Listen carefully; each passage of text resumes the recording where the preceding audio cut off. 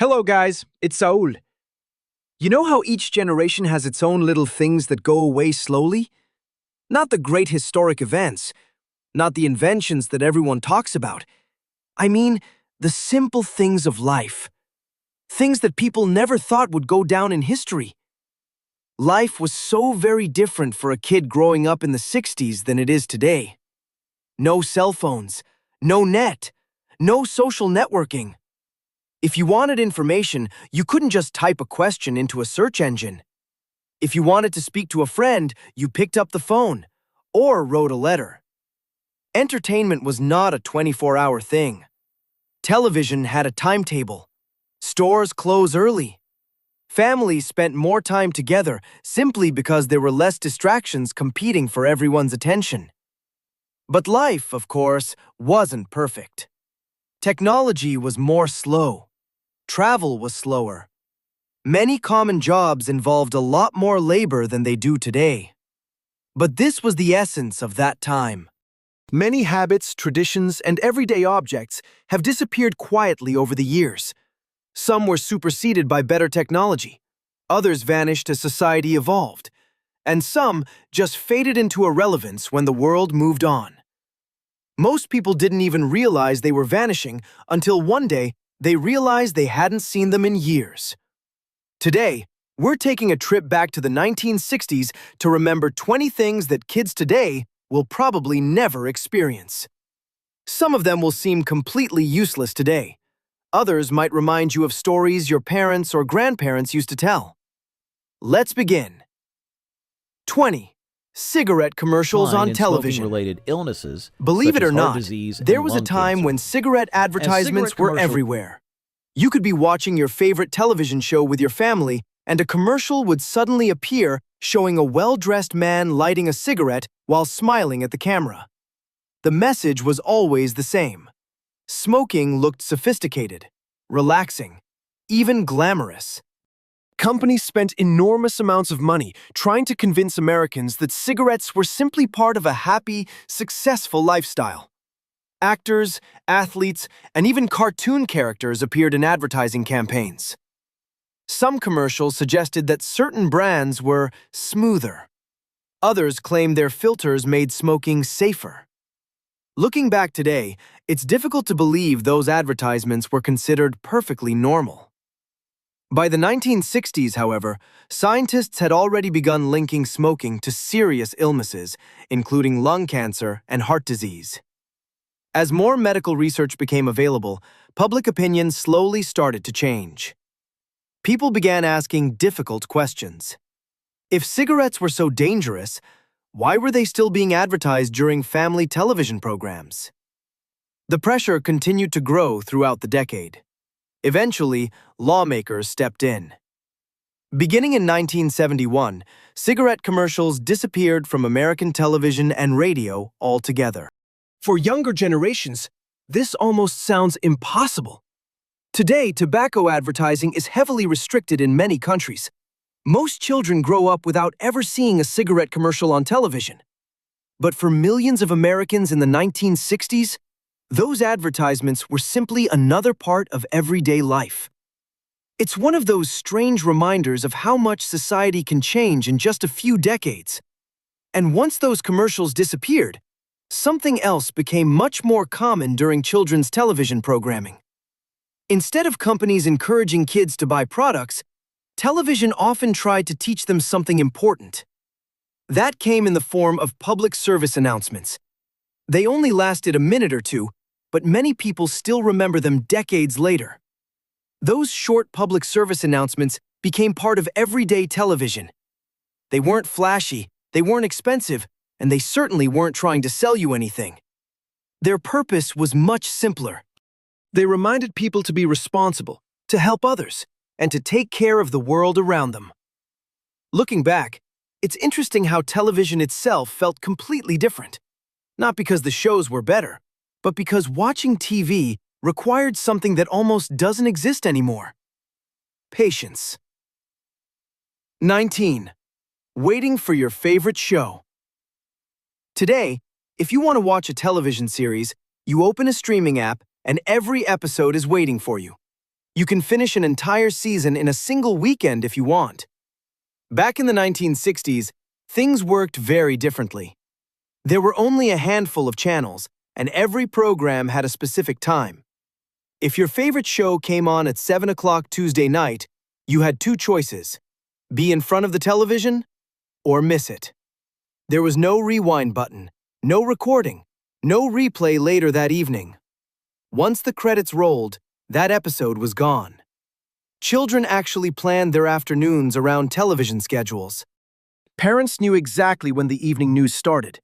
Families often finished dinner before their favorite programs came on because nobody wanted to miss the opening scene. Even commercials became part of the routine.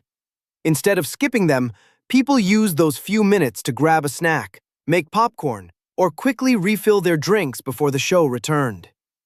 It might sound inconvenient today, but there was something exciting about everyone watching the same episode at exactly the same moment. The next morning at school or work, people talked about what they had seen the night before. There were no spoilers online, no social media posts revealing the ending 5 minutes after it aired. Everyone experienced the story together. Streaming has undoubtedly made entertainment more convenient. We can watch almost anything at any time. But that shared excitement, the feeling that millions of people were sitting down to watch the same program together, has become much harder to find. And when the television was turned off, children rarely stayed inside for very long. Because unlike today, the backyard wasn't just a place to look at, it was where adventures began. 18. Building your own fun. Children in the 1960s didn't need expensive toys to stay entertained. A few friends, an open yard, and a little imagination were usually enough. An old cardboard box became a spaceship. A tree turned into a pirate ship. A pile of lumber behind someone's garage became the perfect place to build a secret fort. Nobody expected adults to organize every activity. Kids invented games as they went. If one idea became boring, they made up another one. Hours disappeared without anyone checking the time. Parents usually didn't worry as long as everyone was home before dinner.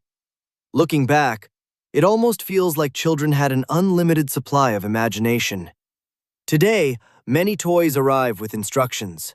Video games already contain entire worlds waiting to be explored. Entertainment is carefully designed.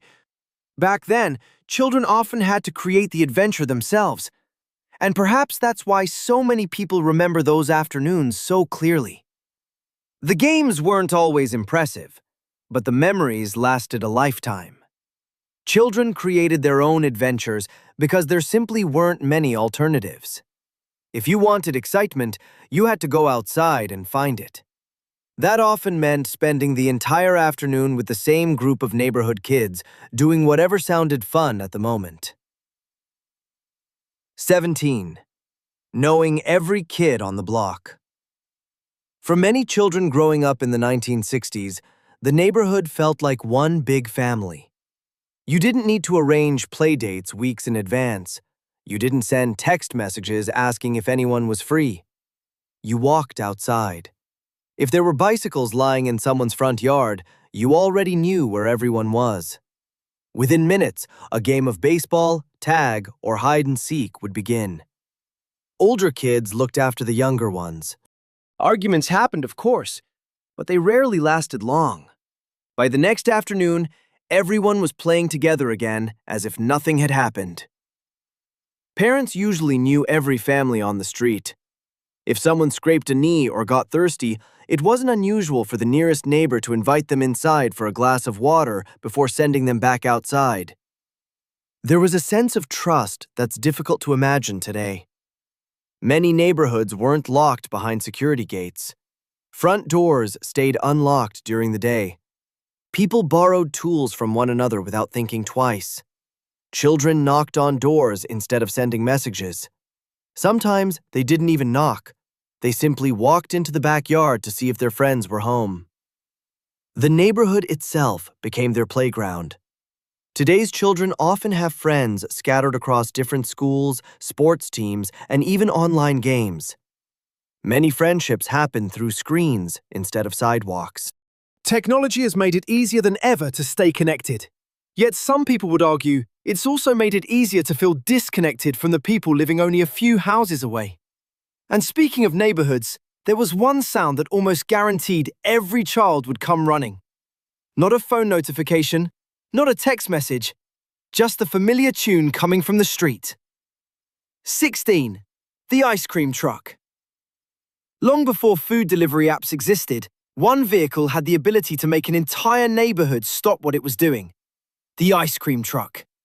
Children could hear its music from blocks away. The moment those familiar notes drifted through the air, bikes were dropped onto the grass, baseball games were paused, and kids sprinted toward home yelling the same question. "Mom, can I have $1?" Sometimes the answer was yes. Sometimes it wasn't. But asking was part of the tradition. The truck moved slowly down the street while children gathered around the little service window, carefully studying every picture on the menu. For most kids, choosing what to buy felt like the hardest decision they'd made all week. A popsicle, an ice cream sandwich, maybe a chocolate-covered cone if they were lucky. The driver usually knew many of the families by name.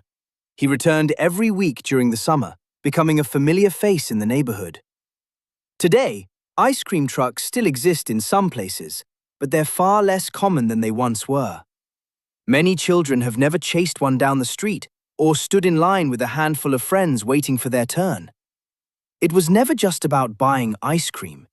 It was one of those small moments that brought the whole neighborhood together for a few minutes on a warm summer afternoon. Looking back, it's amazing how something so simple became one of childhood's strongest memories. One thing that made those summer afternoons even more memorable was that children rarely had to be entertained by adults. Parents weren't constantly organizing activities or planning every hour of the day. Kids figured things out on their own, and somehow they always managed to stay busy. 15. Walking to school. For many children in the 1960s, getting to school was a daily adventure. There were no parents lining up dozens of SUVs every morning, and very few children were driven to school unless they lived far away. Most simply walked. Some walked alone, but more often they met friends along the way. Every few blocks, another child would join the group until a small crowd of students was making its way toward the school building. Those walks became part of childhood itself. Kids talked about homework they forgot to finish, argued about baseball games, traded comic books, or planned what they were going to do after school. Sometimes they stopped at a small corner store to buy a piece of candy with a few coins they had in their pockets. By the time they reached school, the day had already begun with laughter and conversation. After classes ended, the same thing happened in reverse. Nobody rushed to pick them up. They simply walked home together, often taking the long way because there was no reason to hurry. Today, many schools have long lines of parents waiting in cars every afternoon. Safety concerns, heavier traffic, and changing lifestyles have made walking to school much less common than it once was. While those changes were made with good intentions, they also quietly erased one of the small daily traditions that generations of children shared. School itself felt very different, too. 14. Standing for the pledge every morning. At the beginning of each school day, classrooms across America followed the same routine. Students stood beside their desks, placed a hand over their heart, faced the American flag hanging near the front of the room, and recited the Pledge of Allegiance together. It became such a familiar part of the morning that most children barely thought about it. The words were memorized after only a few weeks of school. Teachers expected everyone to participate, and for most students, it was simply another part of the daily schedule, just like taking attendance or opening a math book. During the 1960s, the United States was deeply influenced by the Cold War. Patriotism was emphasized in schools, and many families believed it was important for children to understand the country's values from a young age. Over time, attitudes became more varied. Today, the pledge is still recited in many schools, but participation is handled differently depending on local laws, school districts, and personal beliefs. What was once an unquestioned morning routine has become something younger generations experience very differently. After school, children usually didn't head straight inside to watch television. In fact, many parents had only one instruction: go outside. 13. Playing until the street lights came on. That single sentence is enough to bring back memories for millions of people.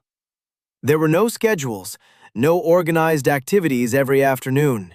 Children grabbed their bicycles, baseball gloves, jump ropes, or simply met whoever happened to be outside. One game naturally turned into another. If someone had a football, everyone played football. If someone brought a basketball, the game changed. If nobody had anything at all, kids invented something using nothing more than their imagination.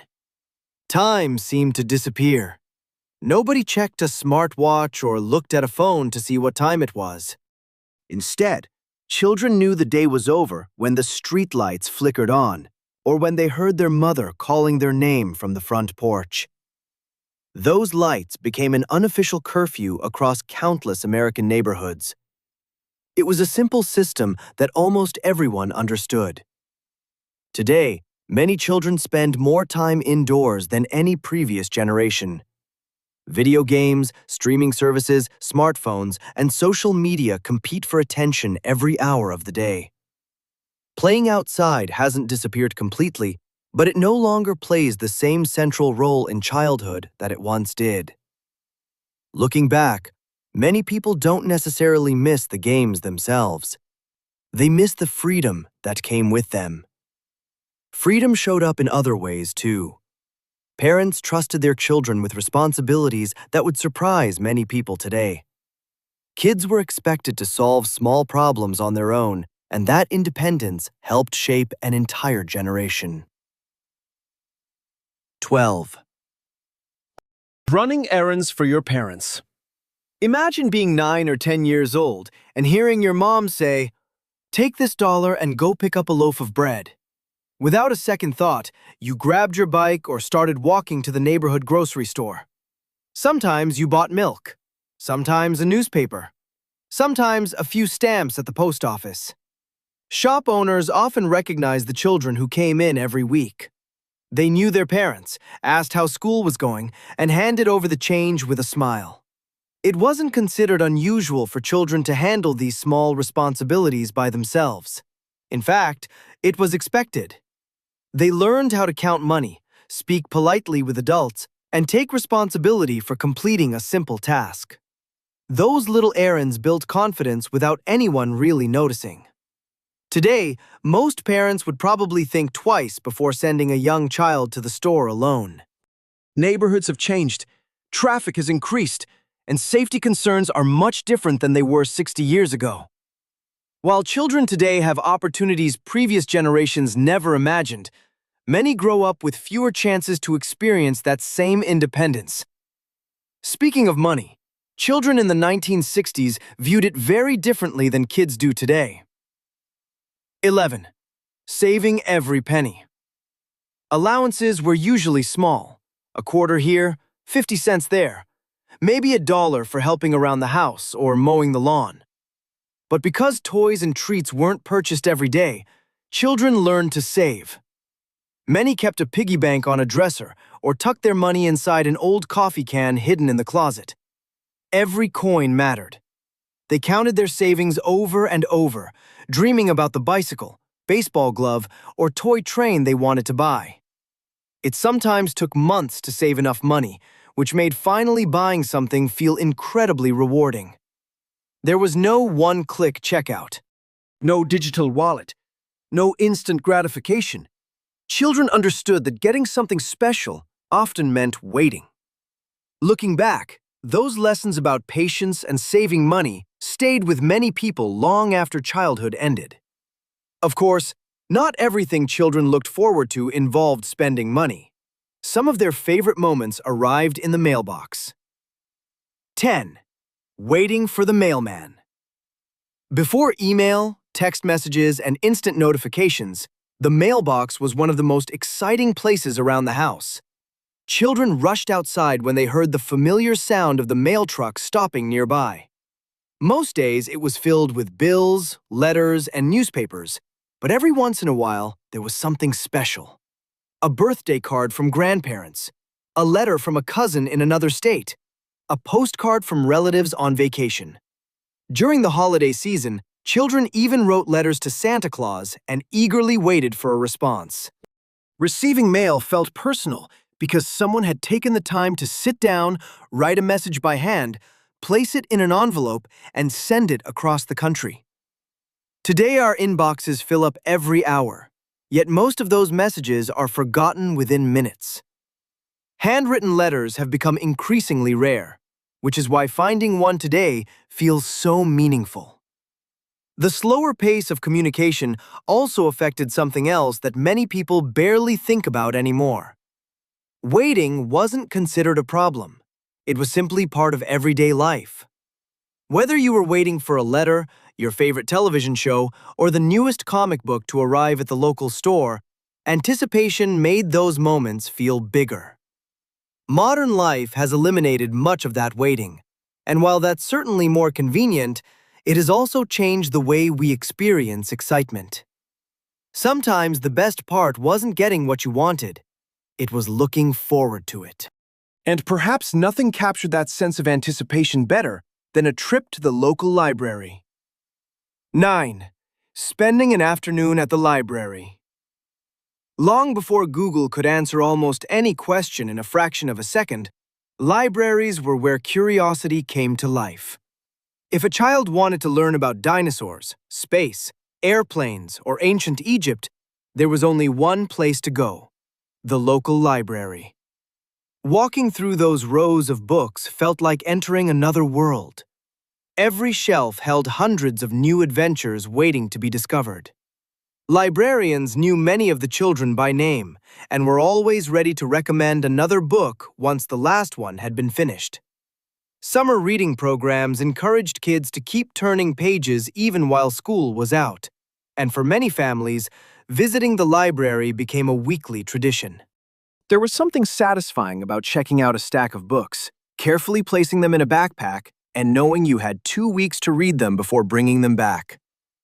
Today, almost any piece of information can be found online within seconds, and ebooks can be downloaded instantly. That's incredibly convenient, but it has also changed the experience of discovering something new. Browsing endless bookshelves often led children to subjects they never planned to learn about in the first place. Sometimes, the most interesting book wasn't the one you were looking for. It was the one sitting right beside it. Learning didn't stop once children left school or the library. Much of it happened at home, often without anyone realizing it. 8. Fixing things instead of replacing them. During the 1960s, throwing something away wasn't usually the first option. If a toaster stopped working, someone tried to repair it. If a bicycle chain came off, kids learned how to put it back on. Shoes were taken to a repair shop instead of immediately buying new ones. Televisions, radios, clocks, and even small kitchen appliances were often fixed rather than replaced. Many fathers kept a toolbox in the garage, and children grew up watching them repair everything from lawnmowers to broken furniture. Those small moments quietly taught valuable skills. You learned how things worked because you actually saw them taken apart. Today, many products are cheaper to replace than repair. Electronics have become smaller, more complicated, and often impossible to fix without specialized equipment. Convenience has improved dramatically, but the idea of repairing everyday items has slowly become less common. As a result, many younger people never experience the satisfaction of bringing something broken back to life with nothing more than a few basic tools and a little patience. That same mindset carried over into clothing as well. 7. Hand-me-down clothes. New clothes weren't purchased every season for many families. Instead, Older brothers passed shirts, jackets, and shoes down to younger brothers.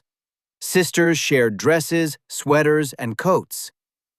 Parents often patched small holes instead of throwing clothes away, and mothers who knew how to sew could make garments last for years.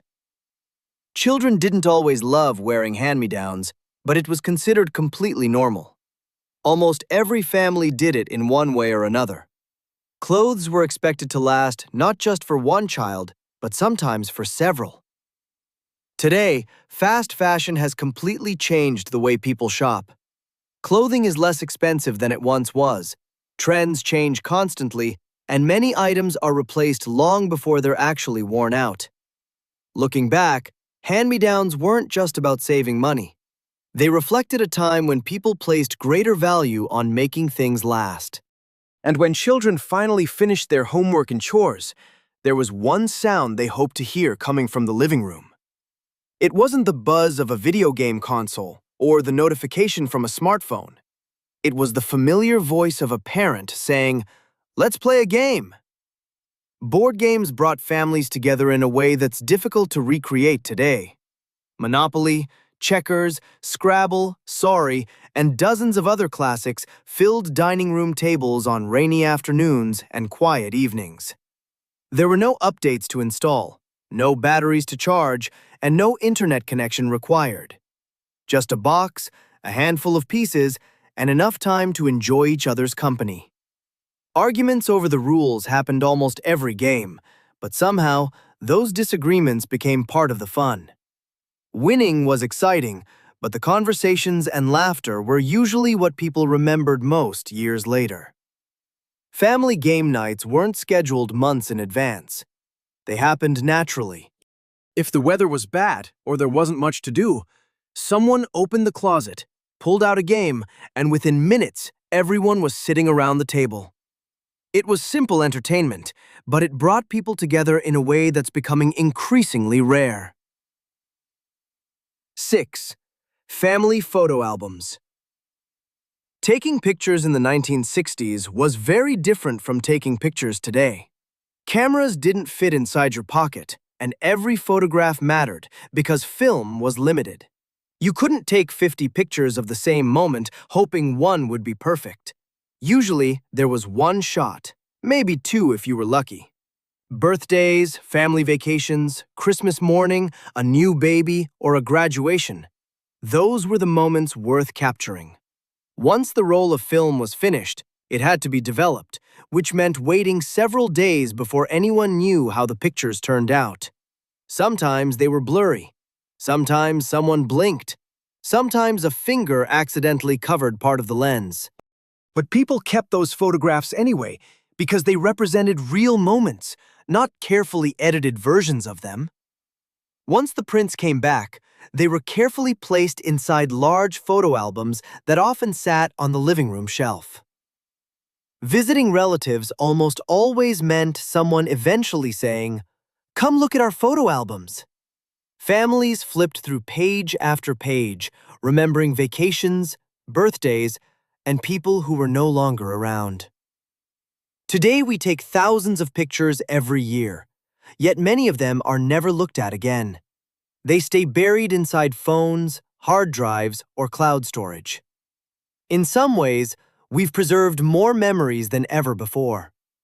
In another sense, we spend less time actually revisiting them. Old photographs also remind us of another tradition that has almost completely disappeared. 5. Dressing up for special occasions. During the 1960s, people generally dressed much more formally than they do today. Going to church meant wearing your best clothes. Airplane travel often meant men wore jackets and ties, while women wore dresses and gloves. Even going downtown for dinner or attending a school event usually called for nicer clothing than what many people wear today. Children also had special outfits reserved for important occasions. Parents believed appearance reflected respect, not only for yourself, but also for the people around you. Over the decades, clothing became much more casual. Comfort gradually replaced formality in almost every part of daily life. Today, it's perfectly normal to see people wearing sneakers, hoodies, or athletic clothes almost anywhere. Few would argue that comfort is a bad thing, but older generations sometimes miss the feeling that certain occasions truly felt special because people dressed differently for them. And perhaps that's really what ties so many of these memories together. It wasn't that life was necessarily better. It was that everyday moments often felt more meaningful because they happened less often. A family photograph wasn't taken every hour.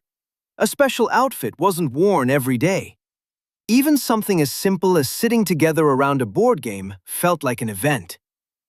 Modern life has given us incredible convenience, but convenience has a way of making extraordinary things feel ordinary.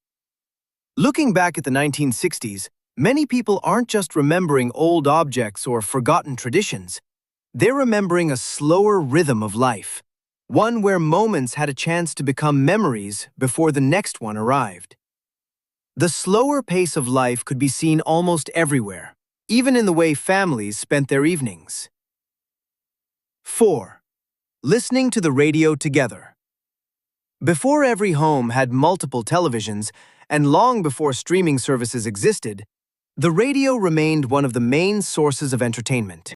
It sat in the kitchen, the living room, or sometimes out in the garage, playing everything from the evening news to baseball games and the latest hit songs. Families often left it on throughout the day. Children heard the voices of famous radio hosts before they could even recognize them. Popular countdown shows introduced the newest songs, and people patiently waited to hear their favorites. If you missed one, there was no replay button. You simply hoped the station would play it again later. Radio dramas had mostly faded by the 1960s, but local stations still played an important role in communities. They announced school closings, local events, weather updates, and breaking news. During long car rides, families listened together, singing along to songs that everyone seemed to know by heart. Today, music has become incredibly personal. Everyone carries thousands of songs in their pocket, often listening through headphones instead of speakers. We can skip any track we don't like after just a few seconds. While that's certainly convenient, many people miss the excitement of never knowing what song would come on next. Music itself was something people valued differently. 3. Saving up for a record. Buying music wasn't an everyday purchase. Records cost money, and for children especially, they were something to save for. After weeks or even months of putting aside allowance or birthday money, finally bringing home a new album felt like an accomplishment. The record wasn't just another file on a playlist, it was something you owned. You carefully removed it from its sleeve, trying not to scratch it, placed it on the turntable, lowered the needle, and listened from the very first song to the last. Album covers became pieces of art, often large enough to study while the music played. Lyrics were printed inside, and fans learned every word by reading along.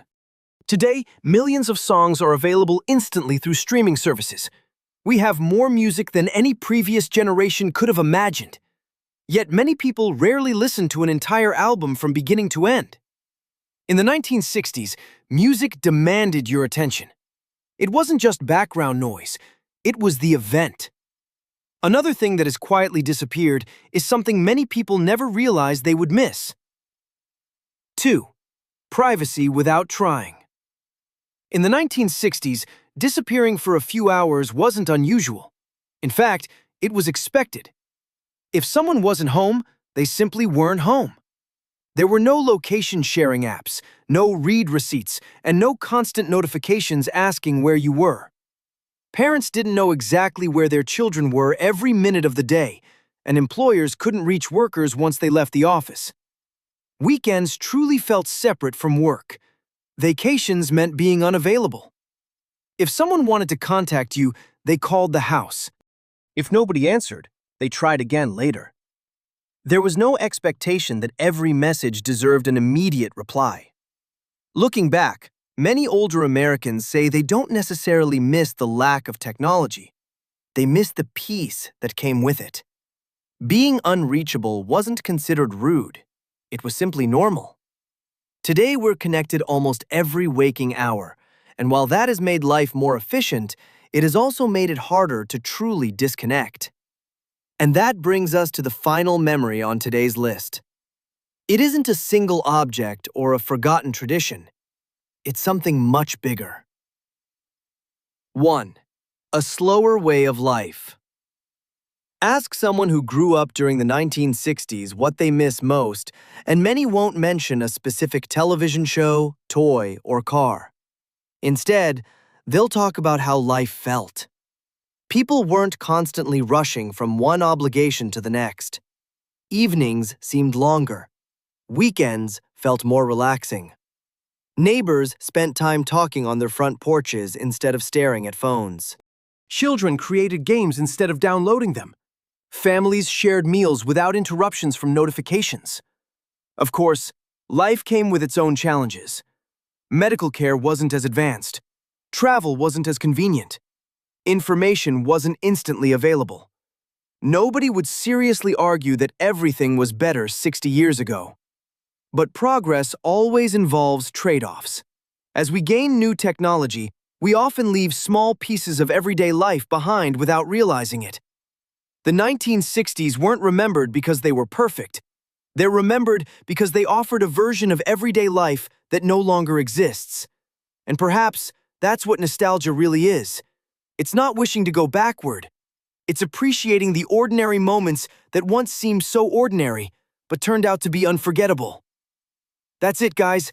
20 things that kids growing up in the 1960s experienced that many younger generations may never know firsthand. Of course, this list could have been much longer. We didn't even talk about drive-in theaters, handwritten report cards, soda fountains, metal lunchboxes, and the list goes on and on. Every family remembers that era a little differently.